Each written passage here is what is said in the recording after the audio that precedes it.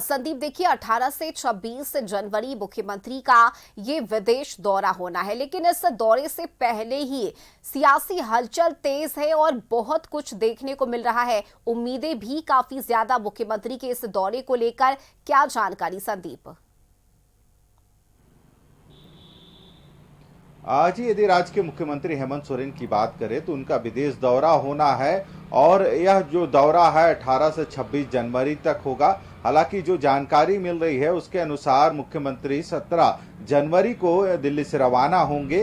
हालांकि कल देर रात मुख्यमंत्री दिल्ली रवाना हुए हैं और जो जानकारी के अनुसार जो पासपोर्ट वेरिफिकेशन है उसके लिए उनको दिल्ली बुलाया गया था और संभवतः कल 9:05 की जो फ्लाइट थी उससे वे दिल्ली पहुंचे हैं और फिजिकल उनका प्रेजेंस था। यही वजह था कि उनको जाना पड़ा है। हालांकि जो जानकारी मिल रही है उसके अनुसार दिल्ली से काम निपटा के मुख्यमंत्री झारखंड यानी रांची पहुंचेंगे। उसके बाद 17 तारीख को यहां से रवाना होंगे। हालांकि जो दौरा है सरकार या सत्ता पक्ष जरूर कर रही है कि इस दौरे का फायदा झारखंड में निवेश के रूप में होगा। हालांकि विपक्ष लगातार सरकार पर यह आरोप लगा रही है कि ठीक है मुख्यमंत्री यदि घूमने जा रहे हैं तो अच्छा है, पर विदेश दौरे में इससे पहले भी वे गए थे, पर क्या निवेश हुआ अब तक उसकी कोई भी आधिकारिक जानकारी नहीं दी गई है। यदि पिछला विदेश दौरा में इन्वेस्टर यहां झारखंड पहुंचे हैं तो कितना इन्वेस्ट हुआ है एक श्वेत पत्र के तहत उनको जारी करना चाहिए था, पर वो अब तक नहीं हुआ। पर देखना होगा यदि इस दौरे से झारखंड का लाभ होगा तो यह दौरा कहीं ना कहीं सफलतापूर्वक संपन्न हो, इसकी कामना बीजेपी भी कर रही है। पर उनका कहना है कि यदि वे सिर्फ घूमने के लिए जा रहे हैं तो उनको यात्रा मुबारक हो। जी बिल्कुल संदीप, और देखिए वर्ल्ड इकोनॉमिक फोरम की बैठक में मुख्यमंत्री हेमंत सोरेन शामिल होंगे। जाहिर सी बात है कि बैठक को लेकर उम्मीदें काफी ज्यादा कि जहां निवेश झारखंड में बढ़ेगा तो वहीं रोजगार के नए अवसर भी खुलेंगे, और यही वजह है कि आम जनता में भी कहीं ना कहीं उत्साह है मुख्यमंत्री के इस विदेश दौरे को लेकर।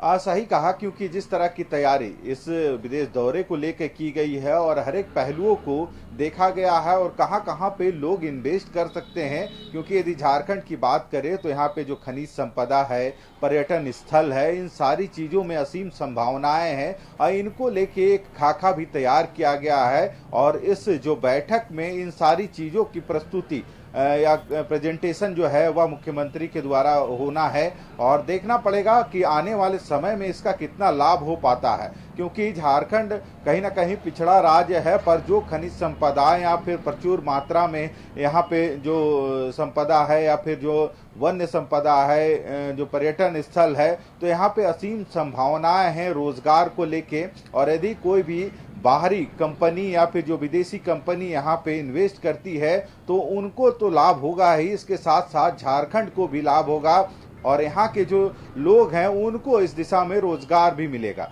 तो देखना होगा मुख्यमंत्री झारखंड के जो जनता है वह भी यह कामना कर रही है कि यह जो यात्रा विदेश दौरा है वह सफलतापूर्वक संपन्न हो और इससे अधिक इन्वेस्टर जो है झारखंड आए और यहाँ पे लोगों को रोजगार का एक जो कह सकते हैं अवसर मिलेगा, वो मिलेगा तो कहीं ना कहीं झारखंड के विकास के साथ साथ लोगों का भी विकास संभव हो पाएगा। हालांकि सत्ता पक्ष और विपक्ष कहीं ना कहीं आरोप और प्रत्यारोप जरूर एक दूसरे पर लगाते हैं, पर यदि यह यात्रा विदेश जो यात्रा है सफलतापूर्वक संपन्न होता है और इन्वेस्टर झारखंड आ पाते हैं तो झारखंड का विकास इसमें संभव हो पाएगा और लोगों को भी एक विकास के राह पर या कह सकते हैं रोजगार के तहत उनको भी वहां पे नौकरी और जो सेवा करने का जो मौका मिलेगा।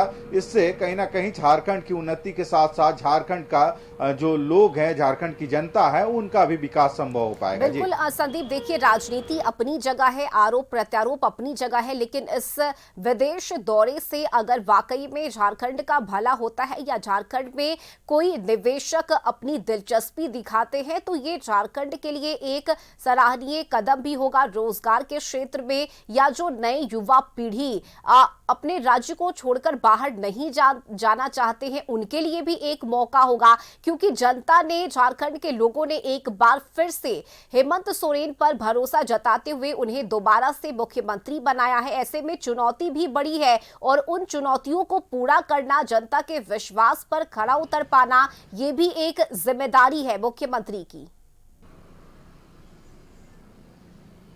सही कहा, क्योंकि यदि झारखंड को देखा जाए तो एक पिछड़ा राज्य होने का जो दंश है वह लगातार झेल रहा है और एक बार 2025 में फिर से हेमंत सोरेन की सरकार बनी है और जो जनता का जनादेश था, बहुमत था, वह हेमंत सोरेन सरकार के साथ है।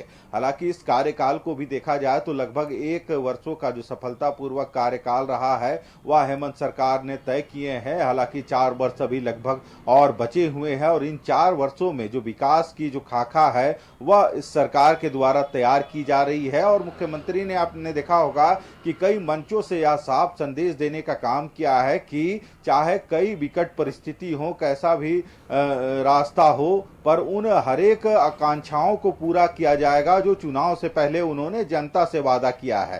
हालांकि उस दिशा में लगातार सरकार प्रयासरत भी है और आपने देखा होगा कि कई कार्यक्रमों के तहत लोगों को रोजगार से जोड़ने के लिए उनको नियुक्ति पत्र दिए जा रहे हैं, चाहे सीजीएल का एग्जाम हो या फिर डॉक्टर की बहाली हो। इस दिशा में लगातार सरकार पहल जरूर कर रही है और अब जो विदेश दौरे के मार्फत यदि सरकार के जो प्रयास हैं उसके मार्फत यदि राज्य का विकास संभव हो पाता है तो ऐसे में झारखंड के लिए एक बड़ा मील का पत्थर साबित होगा या विदेश दौरा।